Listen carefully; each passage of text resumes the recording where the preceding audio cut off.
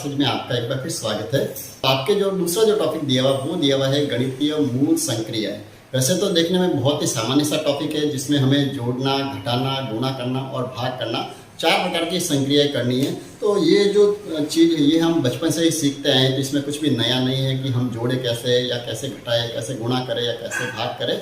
तो हम इसमें जो बात करेंगे इस वीडियो में, वैसे जो साथी पहले से इस चैनल के साथ जुड़े हुए हैं तो उन्हें पता है कि इससे बहुत ही गणितीय मूल संक्रियाओं पर आधारित वीडियो बने हुए हैं, बहुत ही अच्छे वीडियो बने हुए हैं। तो जो साथी नए हैं तो सबसे पहले तो मैं उनसे ये निवेदन करूंगा कि आप चैनल को सब्सक्राइब कर दीजिए, साथ ही जो बेल आइकन है उसको भी प्रेस कर दीजिए ताकि जो भी इस तरह के जो वीडियो बनेंगे तो उनका नोटिफिकेशन आपको पहले से ही मिल जाएगा और आप इस तरह के जो अच्छे वीडियो हैं उनसे वंचित नहीं रहेंगे। तो जो साथी अभी नए जुड़ रहे हैं उनसे मैं कहूँगा कि पिछले जो वीडियो है गणितीय मूल संक्रियाओं पर आधारित दो वीडियो बने हुए हैं, जिसमें एक में तो मैंने मूल संक्रियाओं में जो हम अक्सर गलतियां करते हैं उसके बारे में बताया हुआ है, और दूसरा जो वीडियो है उसमें हमने बोर्डमास जो थ्योरम है उसके ऊपर बहुत ही विस्तार से मैंने बहुत ही अच्छे प्रश्नों को लेकर बनाया है। तो आप दोनों ही वीडियो को जरूर देखें, इसमें आपको बहुत कुछ सीखने को मिलेगा। साथ ही एक और निवेदन करूँ कि जो साथी नए हैं उन्हें ये निवेदन कर रहा हूँ कि आप जब भी वीडियो देखें तो अपने साथ कॉपी और पेन लेके जरूर बैठे ताकि आपको जो भी अच्छा लगे उसे आप साथ ही साथ नोट करते जाएं।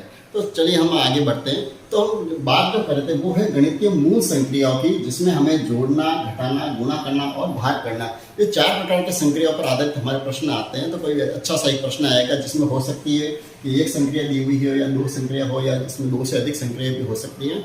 तो एक अगर सामान्य सा प्रश्न आएगा तो वो लगभग आपके बोर्डमास जो थ्योरम है उस पर आधारित प्रश्न आएगा। और अगर कोई इबादती प्रश्न जो आता है, व्यवहारिक जो प्रश्न बन के आते हैं, तो उसमें हो सकता है कि जोड़ना, घटाना या गुणा या भाग करना की अलग अलग संक्रिया भी हो सकती है। ठीक है, तो हम सारे प्रश्नों पर बहुत ही विस्तार से चर्चा करेंगे। हाँ, एक बात और बता दूं कि अभी जो हम वीडियो बना रहे हैं वो हम केवल बेसिक कॉन्सेप्ट पे बना रहे हैं। तो एक बार तो हम सारा बेसिक क्लियर करेंगे। बेसिक कॉन्सेप्ट पूरे होने के बाद फिर हम अच्छे जो अभ्यास प्रश्न है उस पर हम वीडियो बनाएंगे। तो आप बने रहिए चैनल के साथ, आपको कहीं भी ये दिक्कत नहीं होगी कि आपको कुछ भी इसमें से मिस करना पड़े या आपको अलग से गाइड की जरूरत पड़े। ठीक है, तो हम सबसे पहले बात करें जोड़ने की। वैसे तो जोड़ना एक बहुत ही सामान्य सी प्रक्रिया है, इसको हम आराम से करना जानते भी हैं। पिछले वीडियो में मैंने जोड़ने के सारे तरीके बताए हैं कि हम किस तरह से जोड़ को कर सकते हैं, कि क्या क्या उसमें गलतियां होती है। तो आप इस वीडियो के देते हैं, बार बार उसको हम रिपीट इसमें नहीं करेंगे। मैं जो बताया इसमें जो चीज़ जो तो ध्यान रखना, आप जोड़ना जो शब्द उसके साथ में हमें जो दूसरे जो इसके जो पर्यायवाची शब्द हैं उन शब्दों का भी कई बार उपयोग होता है। जैसे दूसरा जो शब्द देखते हैं योग, जोड़ने को क्या कहते हैं, योग करना भी कहता है, और दूसरा जो है संकलन करना भी कहते हैं। ये 2 शब्द आप एक्स्ट्रा याद रखें, क्योंकि कई बार जो कंपटीशन एग्जाम होते हैं उसमें हमें बिल्कुल सामान्य से शब्द नहीं देके हम थोड़ा सा हमें चकराने के लिए संकलन करना या योग करना इस तरह के शब्द दे देते हैं, तो उसमें हम कई चक्कर आते हैं और हम बिल्कुल जो सामान्य जो प्रक्रिया है उसमें भी हम गलती कर बैठते हैं। ठीक है, तो जोड़ने में ऐसा कोई विशेष नहीं है, तो हम इसको ज़्यादा समय नहीं देंगे। हम सीधे ही बढ़ते हैं। दूसरी जो संक्रिया है घटाना, या जिसे बाकी करना भी कहते हैं, उसे व्यवकलन भी कहते हैं। ये जो शब्द हैं इन शब्दों को आप ध्यान में रखें और उसके आधार पर हम घटाने की जो क्रिया है उसको हम संपन्न कर सकते हैं। तो घटाने की संक्रिया भी उसमें मैंने उस वीडियो में बताई हुई है, तो हम इसमें वापस चर्चा नहीं करेंगे किस तरह से घटाना है। तो अगर हमें कोई कहे कि व्यवकलन की संक्रिया क्या है, तो हमारा सीधा साधा जवाब यही होगा कि बड़ी संख्या में से छोटी संख्या को घटाना, वो जो है वो कहलाता है व्यवकलन, या दूसरे शब्दों में इसको कहें तो घटाना या बाकी करना। ठीक है, या अंतर 2 संख्याओं का अंतर ज्ञात करना हो तो भी वो व्यवकलन है। अब हम यहाँ ये नहीं जानते, अगर हमारे कंपटीशन एग्जाम में ये प्रश्न आ जाए कि बड़ी संख्या को कहते क्या है और छोटी संख्या को क्या कहते हैं, तो शायद वहां आपका मामला अटक जाता है। तो ये बड़ी जो संख्या है, बड़ी संख्या को तो कहते हैं वियोज्य, और उसमें से हम जो छोटी संख्या जो घटा रहे हैं उसको कहते हैं वियोजक। तो वियोज्य में से वियोजक को हम जब घटाते हैं तो हमारे लिए ये क्रिया कहलाती है, वो कहलाती है व्यवकलन। ये जो पारिभाषिक शब्द है, ये शब्द भी हमारे दिमाग में होने बहुत ही जरूरी है, क्योंकि हम कंपटीशन एग्जाम दे रहे हैं तो इसमें ऐसे शब्द का प्रयोग हो भी सकता है, इसके कारण वो छोटे से शब्द है तो इसके कारण हमारा प्रश्न गलत नहीं हो जाए। ठीक है, बाकी व्यवकलन की जो क्रिया है वो आप अच्छे से जानते हैं, तो उसमें ज़्यादा समय देने की जरूरत नहीं है। चलिए आगे बढ़ते हैं। अब हम जोड़ने और घटाने की संक्रिया पर आधारित बहुत ही अच्छे प्रश्न की तरफ बढ़ रहे हैं, जिसमें हमें 2 प्रश्न पूछे जाते हैं अक्सर। एक तो हमें पूछा जाता है कि योज्य प्रतिलोम क्या है, और एक आता है योज्य तत्समक क्या है। इन शब्दों के आधारित भी बहुत ही अच्छे प्रश्न पूछे जाते हैं। अब प्रश्न याद है कि जैसे किसी संख्या है, हमें ये दे दी, जैसे एक संख्या है 5, इस 5 का योज्य प्रतिलोम क्या है? तो बहुत ही सामान्य से आप दिमाग में रखें, योज्य प्रतिलोम का मतलब होता है उसके विपरीत चिन्ह वाली संख्या। ठीक है, चिन्ह से तात्पर्य कौन सा?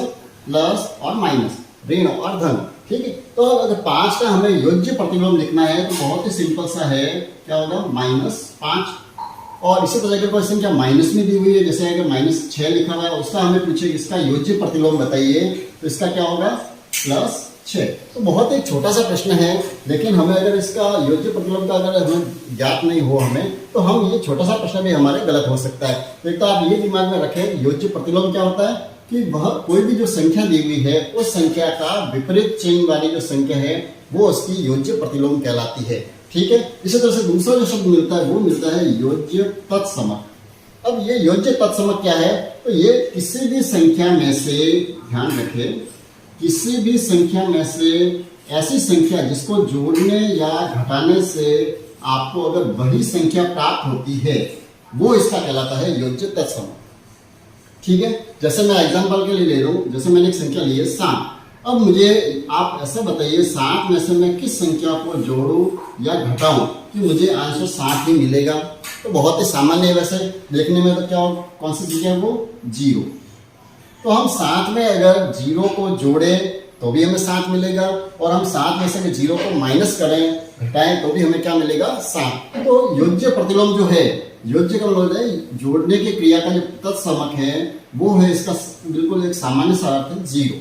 ठीक है, तो बहुत ही शब्द स्पष्ट हो गए। योज्य प्रतिलोम तो कौन सा होगा? किसी भी संख्या के विपरीत चिन्ह वाली संख्या। अगर प्लस है तो उसका हो जाएगा माइनस वाली संख्या, अगर माइनस है तो उसका प्लस वाली संख्या। और उसमें आप ध्यान ये रखें, जब मैं यहाँ पर पूर्णांक लिखे तो जरूर नहीं पूर्णांक ही हो, इसकी जगह अगर परिमेय संख्या भी दी हुई हो। परिमेय संख्या का मतलब क्या होता है? जैसे मैंने लिखा है 2/3।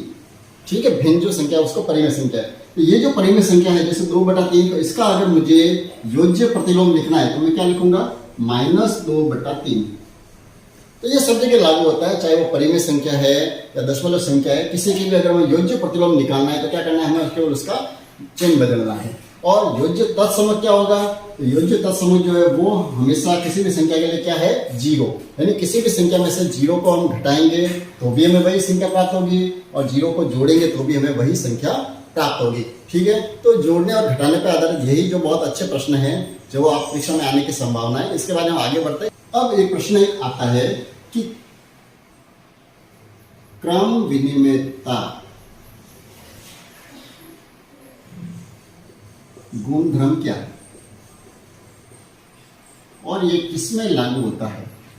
ठीक है, तो सबसे पहले हम क्रम विनिमेयता का गुणधर्म को एक छोटी सी भाषा में समझे कि गुणधर्म, क्रम विनिमय का मतलब क्या है? जैसे कोई दो संख्या दी हुई है a और b, जब इनका क्रम, जैसे ये प्लस या माइनस दोनों के लिए अपन देख रहे हैं, तो अगर एक पहली संख्या है उसका क्रम, ये इसका स्थान कौन सा है? पहला, और ये दूसरी संख्या है। अब इनका हम अगर क्रम बदल दें, दूसरे वाले को आगे लिखें और पहली संख्या को पीछे लिखें, तो ये कहलाता है क्रम विनिमयता, यानी एक दूसरे का क्रम बदलना।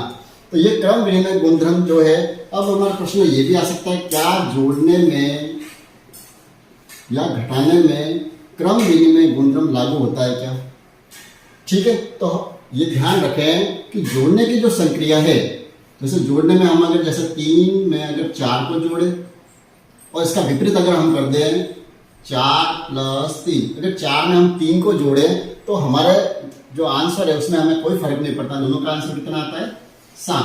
तो ये ध्यान रखें, जोड़ने की जो संक्रिया है उसमें क्रम विनिमय का गुणधर्म लागू होता है। ठीक है, अब हम घटाने का इसी तरह से देखें, जैसे हमने ये इसी प्रश्न को हम थोड़ा बदल के लिए, जैसे 7 में से अगर 5 को घटाओ या हम 5 में से 7 को घटाएं, क्रम बदल दिया मैंने, तो यहाँ पर जो इनके आंसर है वो आंसर शायद समान नहीं आएंगे। क्यों नहीं आएंगे समान?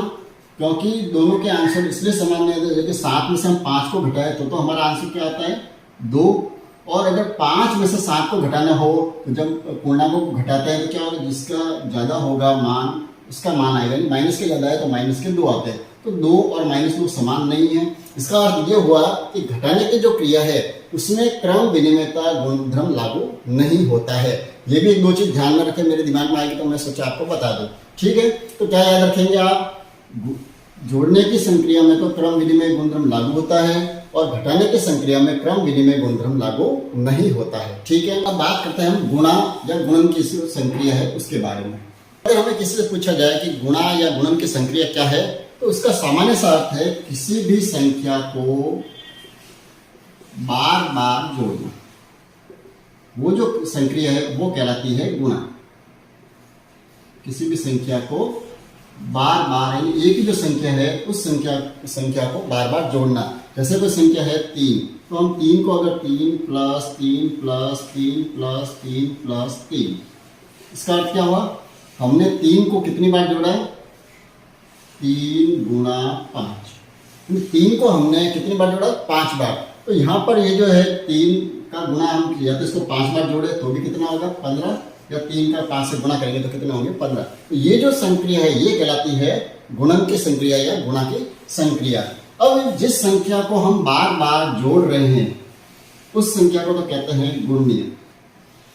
क्या कहते हैं, गुणनीय। और जितनी बार हम उस संख्या को जोड़ रहे हैं वो कहलाता है उसका गुणक।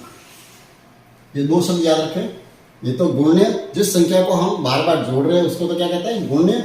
और जितनी बार हम उसको जोड़ रहे हैं या जिस संख्या से हम गुणा कर रहे हैं वो कहलाती है उसका गुणा। और जो आंसर आ रहा है उस आंसर को हम क्या कहेंगे, इसका गुणनफल।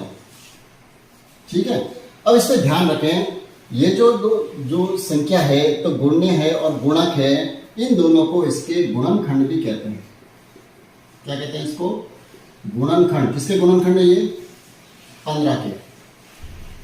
15 के दो जो गुणज है, एक तो ये और एक ये, इन दोनों का गुणा करते हैं तो हमारा आंसर मिलता है। इसलिए इसको क्या कहते हैं, ये 15 के क्या है, गुणनखंड, 3 और 5। ठीक है, ये जो बेसिक जो शब्द है इन शब्दों को आप दिमाग में रखें। एक तो गुणनीय है, एक गुणक है, गुणनफल है और गुणनखंड है। ये 4 जो शब्द है जो बिल्कुल सामान्य से एक जैसे ही लगते हैं, लेकिन इनमें हल्का सा पारिभाषिक रूप से अंतर है। तो इनको आप दिमाग में रखें ताकि हमें बहुत ही अच्छे से ये समझ में आए। आगे बढ़ते हैं, तो हमने जिस तरह से हमने जोड़ने में हमने 2 शब्द देखे थे, क्या था, एक तो योज्य प्रतिलोम और एक था योज्य तत्समक। तो इसी तरह से गुणन प्रतिलोम और गुणन तत्समक भी होता है।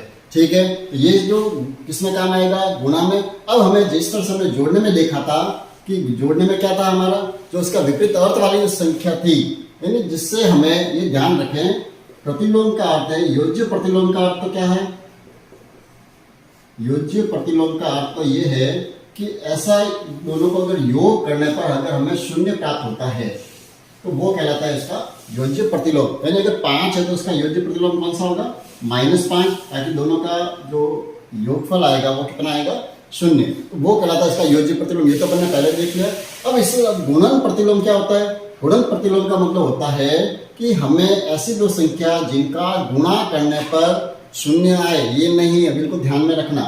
ऐसे 2 संख्या जिनका गुणा करने पर हमें क्या प्राप्त हो, 1, वो कहलाता है इसका गुणन प्रतिलोम। प्रतिलोम का मतलब होता है विपरीत। अब इसमें गुणा में 1 हमें कैसे मिलेगा, जैसे हमें 2 है, एक सामान्य सा प्रश्न लेते हैं 2, तो हम 2 को किससे गुणा करें कि हमें आंसर जो है वो कितना मिलना चाहिए, 1। तो यहाँ पर हमें थोड़ा सा दिमाग लगाना पड़ेगा, क्योंकि 2 से हम किसी संख्या को गुणा कर सकते, 1 तो बहुत मुश्किल से मिलेगा। तो आप ध्यान रखें, हमें 1 प्राप्त करने के लिए क्या करना पड़ेगा, इसके व्युत्क्रम से हमें गुणा करना पड़ेगा। एक नया शब्द है, कौन सा, व्युत्क्रम।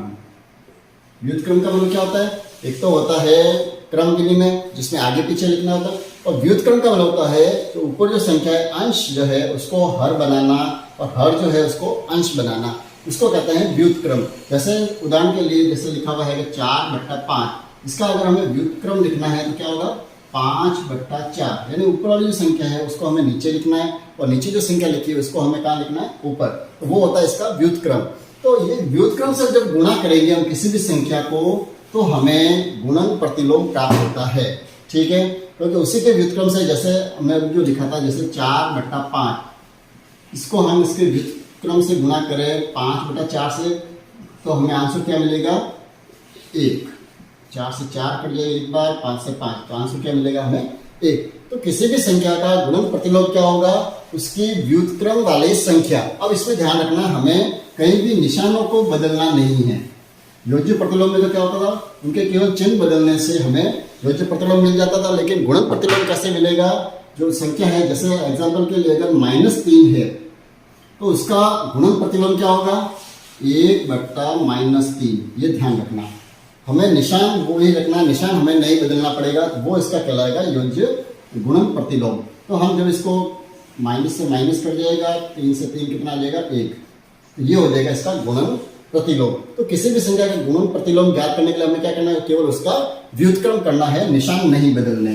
दूसरा जो शब्द था वो था गुणन तत्समक। अब गुणन तत्समक क्या है, जैसे हमने योग तत्समक देखा था, उसमें तो क्या था, संख्या को उसमें जोड़ने या घटाने से हमें अगर वही संख्या प्राप्त होती है तो वो तो था योज्य तत्समक। और गुणन तत्समक क्या होगा, हम किसी भी संख्या को ऐसी संख्या से गुणा करें कि हमें वही संख्या प्राप्त हो, वो कहलाएगा उसका गुणन तत्समक। ठीक है, तो अब गुणा और भाग दोनों के लिए लागू होगा। भाग की क्रिया में भी सेम टू सेम चलेगा, जैसे वो गुणन योज्य तत्समक जो था वो जोड़ने और घटाने के लिए था, तो इसी तरह से ये जो है गुणन तत्समक जो है वो गुणा और भाग दोनों में काम आएगा। तो हमें ऐसी संख्या, कोई भी संख्या दी हुई है, उसको हम किस संख्या से गुणा करें या किस संख्या से हम भाग दें कि हमें वही संख्या प्राप्त हो, वो कहलाएगा इसका गुणन तत्समक। तो याद रखें, जोड़ने और घटाने के लिए तो क्या था 0, और गुणा के लिए वो तत्समक है कौन सा, 1। यानी हम किसी भी संख्या को अगर 1 से गुणा करेंगे तो हमें वही संख्या प्राप्त होगी, या हम किसी भी संख्या को अगर 1 से भाग देंगे तो हमें वही संख्या प्राप्त होगी। तो गुणन तत्समक तो कहलाएगा 1, और गुणन प्रतिलोम जो है वो होगा उसकी व्युत्क्रम संख्या। ठीक है, ये दोनों चीज ध्यान में रखें। ये गुणा पे आधारित एक नई शब्दावली है। चलिए अब हम एक वही जो जिस तरह से हमने जोड़ने में देखा था और घटाने में देखा था, क्रम विनिमय गुणधर्म जो है वो जोड़ने में तो लागू होता है लेकिन घटाने में लागू नहीं होता है। तो हम अब ये चेक करेंगे क्या क्रम विनिमय गुणधर्म गुणन क्रिया और भाग क्रिया पर लागू होती है या नहीं होती। तो आप ये देखें, जैसे हम कोई भी संख्या है, जैसे हम 3 को अगर 4 से गुणा करें और इसका हम क्रम अगर बदल दें, 4 को अगर 3 से गुणा करें तो शायद हमारे आंसर में कोई फर्क नहीं पड़ेगा, ये भी 12 ही आएंगे और ये भी 12 ही आएंगे। तो गुणा की जो क्रिया है उसमें क्रम विनिमय गुणधर्म लागू होता है, लेकिन भाग की क्रिया में घटाने की तरह ही क्रम विनिमय गुणधर्म लागू नहीं होगा। कैसे, जैसे 12 को अगर हमें 4 से भाग देना हो और इसका क्रम अगर बदल दे, 4 को अगर हमें 12 से भाग देना हो, तो दोनों के लिए आंसर आपके समान नहीं आएंगे, दोनों कैसे आएंगे, अलग अलग आंसर आएंगे। तो भाग की जो क्रिया है उसमें क्रम विनिमय गुणधर्म लागू नहीं होता है। यानी बिल्कुल आप दिमाग में रखें, जोड़ने में और गुणा करने में तो क्रम विनिमय का गुणधर्म लागू होता है, लेकिन घटाने में और भाग की संक्रिया में क्रम विनिमय गुणधर्म लागू नहीं होता है। अब हम आगे बढ़ते हैं, भाग की क्रिया या भाजन की क्रिया। ठीक है, अब ये जो क्रिया है इसको आप सभी जानते तो है करना। अब इसमें जो नई शब्दावली है, इसकी शब्दावली हम अक्सर हम कक्षा में यूज करते रहते हैं, तो इसकी शब्दावली हमें ज्ञात है। इसमें जो शब्द आते हैं, एक तो आता है भाज्य, एक शब्द मिलता है भाजक, एक मिलता है भागफल और एक मिलता है शेषफल। ये जो शब्दावली है ये हम अच्छी तरह से जानते हैं। क्यों जानते हैं कि अगर आपको याद होगा, आपने क्लास 9th में और 10th में इस पर आधारित एक प्रमेय भी पढ़ा हुआ होगा जिसमें ये शब्दों का उपयोग बहुत ज़्यादा होता है। वैसे तो एक कक्षा 6, 7, 8 में भी है, लेकिन वहाँ पर हम इसको थ्योरम रूप में नहीं पढ़ते हैं। एक थ्योरम है यूक्लिड विभाजन प्रमेय का, यूक्लिड विभाजन प्रमेय का जो है वो इस पर आधारित है, वो हमें इस पर चर्चा करने की जरूरत नहीं है। उसमें ये भाज्य, भाजक, भागफल और शेषफल की परिभाषा दी हुई है। तो हम तो सामान्य रूप से इसको जानेंगे कि हम किसी भी संख्या को जब भाग की क्रिया करते हैं, एग्जाम्पल के लिए हम ले लें, जैसे बहुत ही छोटा सा प्रश्न मैं ले रहा हूँ, जैसे 15 को अगर हम 3 से भाग देना है, बहुत ही सामान्य क्रिया है, कितनी बार भाग होगा, 5 बार, तो 3 पंजे हो गए 15 और ये आ गया 0। ठीक है, तो अब हमें इसमें से बहुत ही सामान्य सूत्र देगा। सबसे पहले तो है भाज्य, यानी हम जिस संख्या में भाग दे रहे हैं, कौन सी संख्या में भाग दे रहे हैं हम, 15 में, तो ये तो है भाज्य।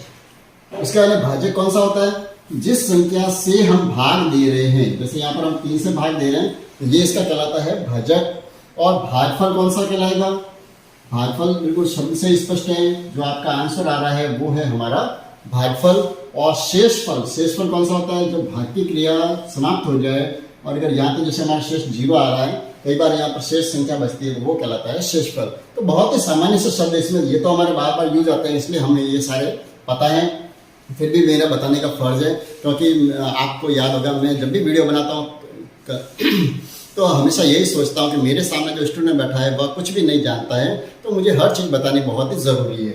चलिए अब ये जो भाग की संक्रिया जो है, भाज्य, भाजक, भागफल और भागफल शेषफल तो इस पे आधारित एक जो प्रमेय का है जिसकी मैं बात कर रहा था, वो जो है इसका भी हम यूज करते रहते हैं। ये जो शब्द है इनका आपस में संबंध है, उस संबंध को हम इस यूक्लिड विभाजन प्रमेय के माध्यम से समझते हैं। यानी जो भाज्य बराबर, ये भी आप जानते हैं, बहुत ही पहले आप पढ़ चुके हैं, भाज्य बराबर भाजक गुणा भागफल प्लस शेषफल। यानी भाग की जो क्रिया है वो इस पे आधारित है। यानी जब भाग की क्रिया करते हैं, जैसे एग्जाम्पल भी अभी जो हमने लिया, इसकी जगह हम दूसरा ले लेते हैं कि 7 और 15 का भाग दे तो कितनी बार जाएगा? 2 बार। 7 दूनी 14, पीछे कितने बच गए? 1। तो अगर हमें भाज्य संख्या ज्ञात करनी हो तो हमें क्या करना है? भाजक और भागफल का हम गुणा करेंगे। ये जो भाजक है कितना? 7 और भागफल कितना आया? 2। अगर हम भाजक और भागफल को गुणा करें और उसमें हम अगर शेषफल को जोड़ दें तो हमें भाज्य संख्या प्राप्त होती है। ये एक प्रमेय का जिसका हम यूज भी बहुत बार कर चुके हैं। तो आप इसका अधिक प्रश्न जब आते हैं एग्जाम में तो हम कर सकते हैं। प्रश्न किस तरह से आता है? हो सकता है इसमें जैसे भाज्य संख्या दी हुई है, भागफल दिया हुआ है, शेषफल दिया हुआ है और हमें ये पूछे इसमें भाजक कौन सा होगा। इस प्रमेय का उपयोग करके हम इस प्रश्नों को कर सकते हैं। जब हम अभ्यास प्रश्न करेंगे तब हम इस पर आधारित प्रश्न बहुत ही अच्छे से लेंगे, तो आपको बहुत ही अच्छे से समझ में आएगा। तो ये जो है भाग की क्रिया में बस ये केवल 4 जो शब्द हैं वो हमें मिलते हैं। और भाग की संक्रिया वैसे आप जानते हो, फिर भी मैंने बहुत ही अच्छे से इसमें वीडियो बनाए हुए हैं, तो आप जरूर देखें। गुणा करने के भी बहुत शॉर्टकट तरीके मैंने बताए हैं, भाग की क्रिया के भी मैंने बताए, तो आप उन वीडियो को भी एक बार जरूर देखें। जोड़ने पर आधारित कुछ विशेष प्रश्न जो आते हैं परीक्षा में, उन प्रश्नों के बारे में चर्चा कर ले।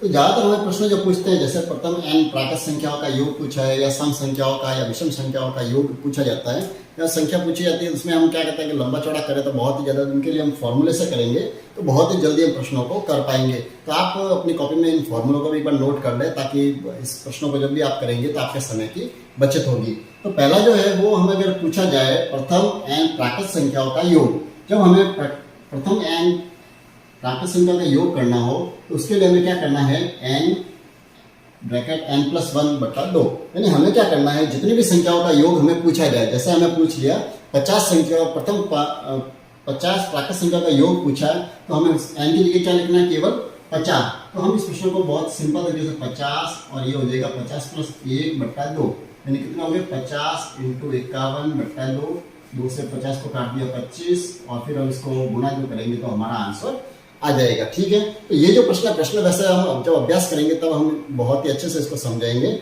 तो अभी आप तो फॉर्मूले नोट कर लीजिए, क्योंकि अगर हम प्रश्नों को करने बैठेंगे तो वीडियो बहुत ही बड़ा बन जाएगा, हम इसको एक अलग से ही लेंगे। तो अभी आप नोट कर लीजिए। तो n प्राकृत संख्या का योग ज्ञात करने का फॉर्मूला क्या है? n+1/2। अब है जब हमें प्रथम n सम संख्याओं का योग अगर करना हो तो सम संख्याओं के लिए क्या होगी? उनकी संख्या जो हो जाएगी वो आधी हो जाएगी, यानी हमें ये बटा 2 लिखने की जरूरत नहीं पड़ेगी। हम n और n+1 करते ही हमारी क्या हो जाएगा? सम संख्याओं का योगफल हमें प्राप्त हो जाएगा। अगर हमें प्रथम n विषम संख्याओं का योगफल ज्ञात करना हो तो उसके लिए फॉर्मूला है बहुत ही सिंपल, n²। जितनी भी संख्या है उसका हमें, जितनी विषम संख्या ये ध्यान रखना इस फॉर्मूले में। अगर हमें लिखा हो जैसे 1 से 50 तक की संख्या है तो उसमें ध्यान रखना विषम संख्या कितनी होगी? उसकी आधी होगी 25, तो हमें उसका वर्ग करते ही हमारा आंसर आ जाएगा। उसके बाद में अगला जो है प्रथम n पूर्ण संख्याओं का योग। पूर्ण संख्याओं का मतलब है उसमें अगर हम 0 को भी अगर शामिल करते हैं तो हमारा योगफल क्या आएगा? तो उसमें ध्यान रखना है, केवल छोटा सा अंतर है उसमें, चूंकि एक संख्या बढ़ जाती है तो हमें यहाँ पर एक संख्या कम करनी है। ये फॉर्मूला हो जाएगा, क्या हो जाएगा? जहाँ पर था n+1/2 और इसमें हो जाएगा n-2/-1/2। ठीक है। अब उसके बाद में एक जो पूछा जाता है वो ये पूछा जाता है प्रथम n प्राकृत संख्याओं के वर्गों का योग कितना होगा?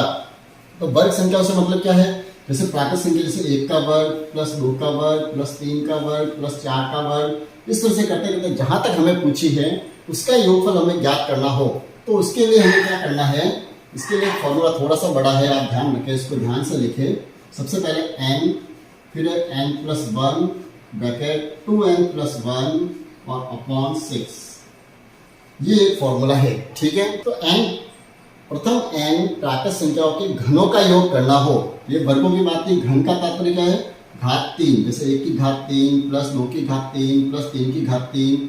अगर हमें ये करना हो तो इसके लिए हमें क्या करना है, जो n प्राकृत संख्या का योगफल का जो फॉर्मूला है n+1/2, इसका अगर हम पुनः वर्ग, अगर पूरे का आंसर का अगर वर्ग कर दें तो हमें जो है प्रथम n घन प्राकृत संख्या है उनके घनों का योग हमें मिल जाएगा। तो आप एक बार अच्छी तरह से इनको नोट कर लें या अपने मोबाइल से इसका स्क्रीनशॉट ले लें, ताकि आपको जब भविष्य में हम जब इसके अभ्यास प्रश्न करेंगे तब आपको इसकी दिक्कत नहीं आएगी, तो अच्छे से हम कर पाएंगे।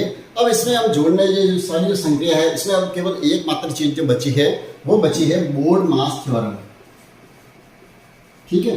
यानी जहां पर हमें मोड मास का उपयोग हम कहाँ करेंगे, जहां पर हमें जोड़ने, घटाने, गुणा या भाग करने की सम्मिलित प्रक्रिया संक्रिया जब करनी हो तब हम मोड मास थ्योरम का उपयोग करते हैं। तो इसके लिए मोड मास थ्योरम के बारे में पूरा वीडियो वापस बनाने की जरूरत नहीं है, इसके लिए भी मैंने बहुत ही अच्छा एक वीडियो बनाया हुआ है, उसमें बहुत ही अच्छे से मैंने अभ्यास प्रश्न भी लिए, तो आप उस वीडियो को जरूर देखें ताकि आपको कहीं भी इसमें दिक्कत नहीं आएगी। तो आशा करूंगा आपको ये वीडियो बहुत ही अच्छा लगा होगा। बहुत ही सामान्य तरीके से मैंने हर चीज़ को बताने की कोशिश की है। फिर भी अगर कुछ रह गया हो, अगर आपको कहीं दिक्कत आ रही हो तो आप कमेंट्स में जरूर लिखें। कोई भी ऐसा शब्द है या शब्दावली है जो जोड़ने, घटाने, गुणा या भाग करने से संबंधित हो तो उसको आप कमेंट्स में जरूर लिखें, तो हम अगले जो वीडियो जब भी बनाएंगे उसमें मैं सम्मिलित करूँगा और आपकी समस्या का समाधान कर देंगे। तो मिलते हैं अगले वीडियो में, तब तक आप अगर चैनल सब्सक्राइब नहीं किया है तो एक बार और निवेदन कर दो, आप चैनल को सब्सक्राइब कर दीजिए और बेल आइकन भी प्रेस कर दीजिए। और साथ ही अगर आप वीडियो आपको अच्छा लगा हो तो आप लाइक जरूर करें और अपने साथी के साथ इसे शेयर भी करें, ताकि उनको भी इस तरह के जो वीडियो उनका बेनिफिट मिल जाए। धन्यवाद। तो मिलते हैं अगले वीडियो में।